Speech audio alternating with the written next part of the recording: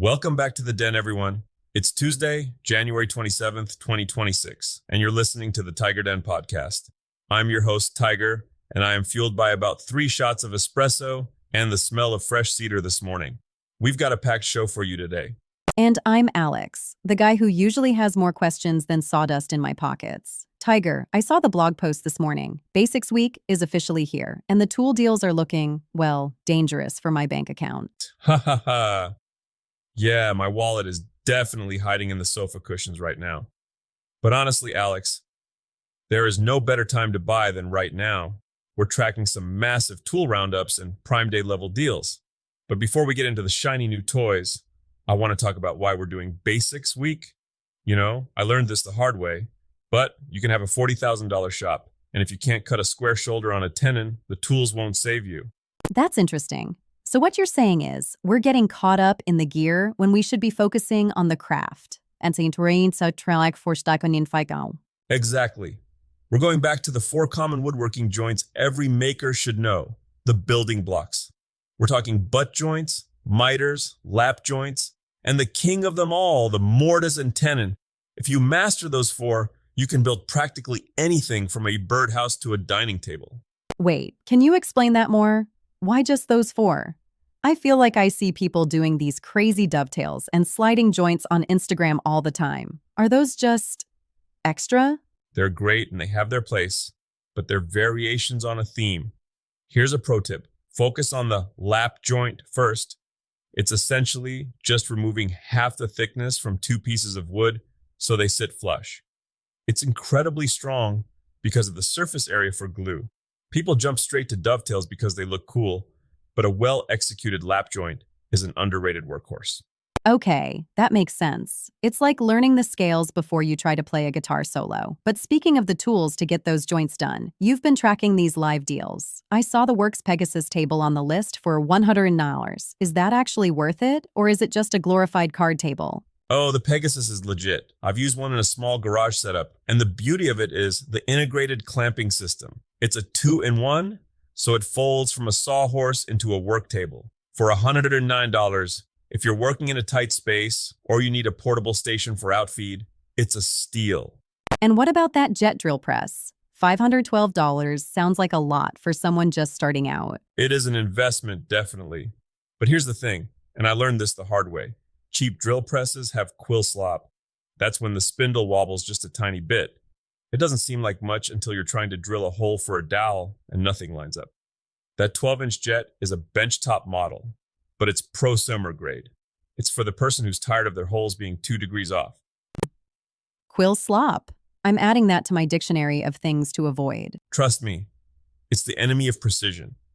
But look, while the power tools are flashy, part of Basics Week is about what we call the core hand tools. We're talking about a good block plane, a set of sharp chisels, and a reliable square. You can't build fine furniture without understanding how a chisel works. I actually wanted to ask you about that. For someone like me, wood turning always seemed like the black magic of woodworking. I saw we have a new video on wood turning basics. Is that something a beginner can actually jump into safely? Ha ha ha! It's not black magic, it's just physics. But you're right, it can be intimidating because the wood is moving at 2,000 RPMs right at your face. That's why we're emphasizing PPE, personal protective equipment, this week. A face shield isn't optional on the lathe, but once you get that first ribbon of wood peeling off a bowl blank, Alex, there is no feeling like it. It's instant gratification. Speaking of gratification, let's talk about today's build idea. You mentioned the end grain cutting board video by Maker Channel. I've seen these, the ones that look like a checkerboard or a brick wall. Why is everyone so obsessed with end grain specifically? It's not just about the looks, though they are beautiful. Here's a pro tip for the listeners. End grain boards are actually self-healing. Think of wood fibers like a bundle of straws. In a standard board, you're cutting across the straws, which severs them and leaves a permanent scar on the wood. But with an end grain board, the straws are standing straight up. When your knife hits them, the fibers just part ways, and then they bounce back together. That's fascinating. So it's actually better for your expensive kitchen knives too? Way better. Your edge stays sharper longer because it's not hitting solid wood as hard. Now, I will warn you, The glue up for an end grain board can be a nightmare if you're not prepared.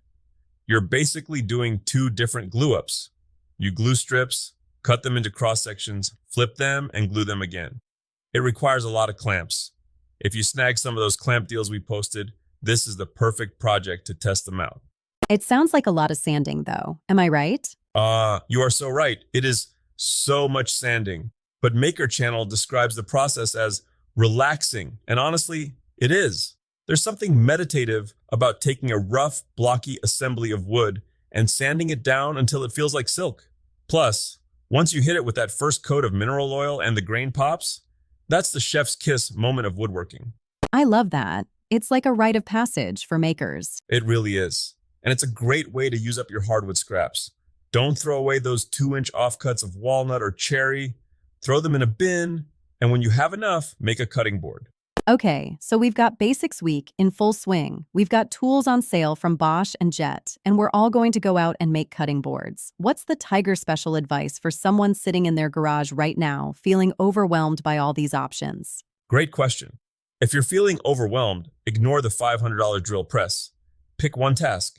Maybe it's just practicing a lap joint on 2 pieces of 2A4 scrap.